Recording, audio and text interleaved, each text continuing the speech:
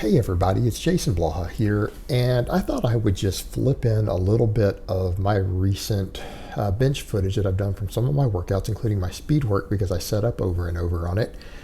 Because I've seen lately a few subscribers who will link me things like, hey, here's my bench press, is there any advice you can give me? Or they'll talk about things that don't really matter on their bench press. They will focus on stuff that doesn't matter, and they don't understand the basics of setting up on the bench press.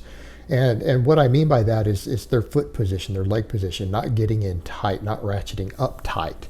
And this is stuff that noobs need to know. This is basic stuff that you need to learn when you get under a bench. Like, you don't just lay down on a bench and unrack the bar and bench. One of the things you'll notice, watch what I do. I pull myself all the way under the bar and then I dig myself in. Like, you see me pull myself back and then drive myself up. I set my feet into position. And now, you don't have to do what I do. You don't have to go into the balls of your feet, because some federations, the minority of them, like IPF affiliates, for powerlifting require your heels to be flat. Now, if you're not going to go compete in the IPF and you're just benching to compete in some other fed, or you're benching just to get bigger and stronger as a general exercise, you want a bigger chest, bigger triceps, you're going to play football, whatever it is that you're benching for. People have a wide variety of reasons. It's America's favorite exercise.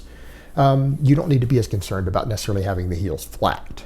So the thing you need to look at, though, is that, are you digging your feet into the ground? In other words, if you film yourself bench pressing and your feet dance around, I call it feet dancing, like between reps or after you unrack the bar, your feet move, they shift around side to side, you pick them up and dance with them a little bit. And that's usually the most common sign that a person is absolutely not tight. Like, you can tell that's a complete rookie mistake. You can tell that they're new to bench pressing, or they've never set up tightly if your feet move. Why do I say that? Because your feet can't move. In other words, watch how I set up there, and I'm set in tight. Once you're set in tight and your glutes are set hard on the bench and your feet are set in, you can't move your feet. Like, if I wanted to, there is no way I could dance my feet around. It wouldn't be possible. I would actually have to physically pick them up. It requires conscious effort. Like, I would have to lift my legs up in the air in order to get my feet to move, because you're digging your feet into the floor, whether it's the balls of your foot or the heel of your foot, wherever your point of contact is, you're digging your foot into the floor as hard as possible. It's a point of contact. And your 3 points of contact on the bench press are your feet to the floor, your glutes to the bench, and your traps to the bench. All right, and you need to have those dug in. I'm not saying you have to have a big arch, because I'm not using a big arch. I'm using a very, very small arch. Now, that arch is important. Let's say you're doing this just for hypertrophy. All right, let's not even talk about a competitive bench. A small arch that creates a very small decline like that actually gives more pec activation. Going completely flat back gives you slightly less pec activation, and it makes it harder to retract your scapula. Because what you're trying to do when you set up, you will notice that I dig my feet in and then I set my glutes in hard so that you drive your ass into the bench.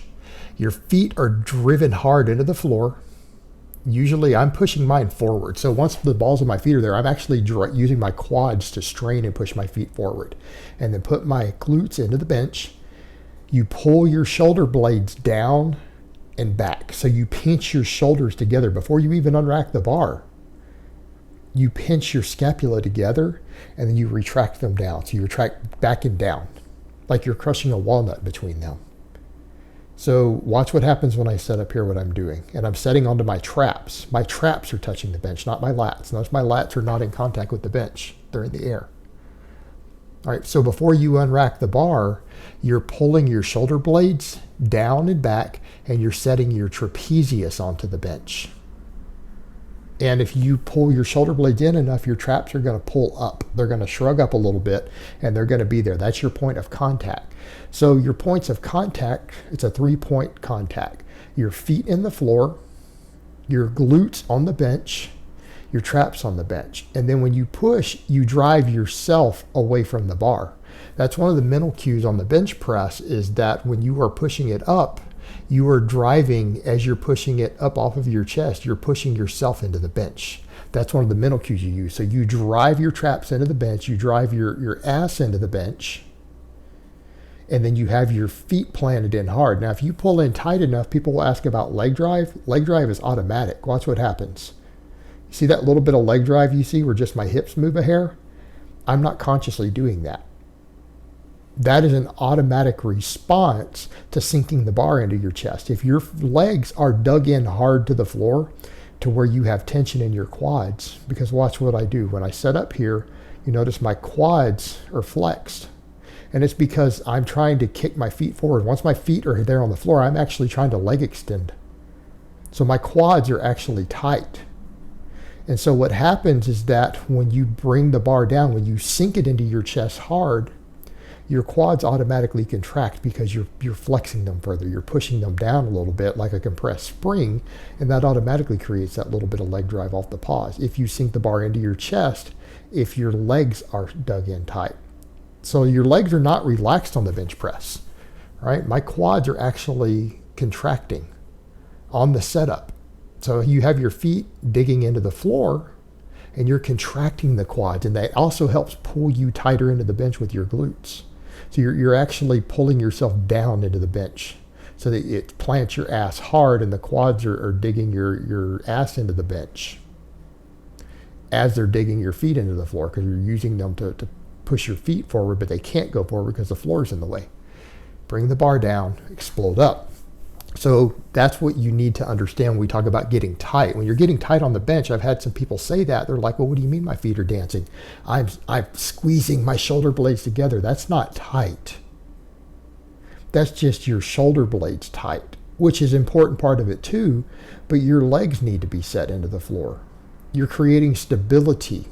Right? You're creating stability. This is what gives your core stability. This is what it gives you neuromuscular efficiency. These are part of the tightness. So your quads should be actually contracting as you set up. Your abdominals are contracting. So if you have the belt on like I do right now, your abs are actually pressing against that belt. And if your quads are squeezing hard and your abs are squeezing hard, you get a radiant effect, which improves neuromuscular efficiency, which gives you better muscle fiber recruitment in the muscles that you are trying to use, right? Because everything is actually really tight and contracting. It makes you stronger. Well, that extra strength not only lets you lift more weight, it recruits more muscle fibers. So it's going to give you better hypertrophy also. And it's the same thing when you're gripping the bar. You're squeezing that bar as hard and as tight as you can. Right? You're squeezing it as hard and tight as you can. Now, I use what's called a bulldog grip, and some people can't tell. Some people are like, oh man, you've got the bar bent way back in your wrist. It's actually not. The bar is over my wrist bone. And if you're squeezing the bar tight enough, you're not going to necessarily feel anything in your wrist, like pain in your wrist. So if you're using a bulldog grip like I do, using wrist straps, and you're squeezing the bar as tight as you can, that's what you're doing. And that actually is something that gets brought up sometimes for me too. People are kind of like, well, why can't you turn your hand straight? I can't. My hand's not built that way. If I were to do that, my thumbs would break because the bar would be resting on my thumbs, and I can't do more than about 150 pounds like that.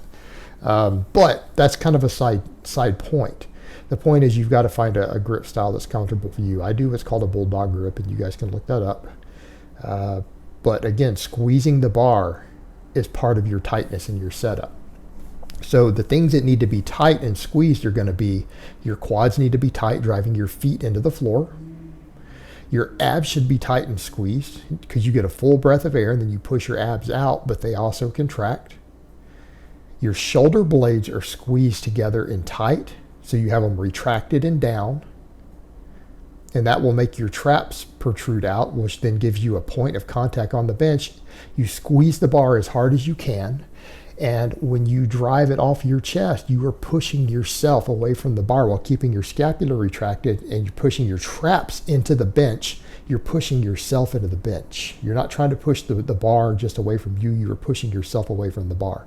So you want to feel your traps and your glutes drive hard into the bench. All right, that's part of what we mean by tight. So when I tell people you need to get tight on the setup on your bench press, that's what I'm talking about. Glutes and feet planted hard, traps planted hard, driving yourself into the bench. There should be no foot dancing, no foot movement should even be physically possible if you were tight enough. Because again, watch what I do. I get up here, set my feet, and then I drive myself into it. So I'm actually pushing my feet into the floor at that point, and then I settle myself into the bench. So again, tightness is everything. All right, guys, but that's really all I have to say on that today. I hope it's been informative, and I will talk to you guys next time.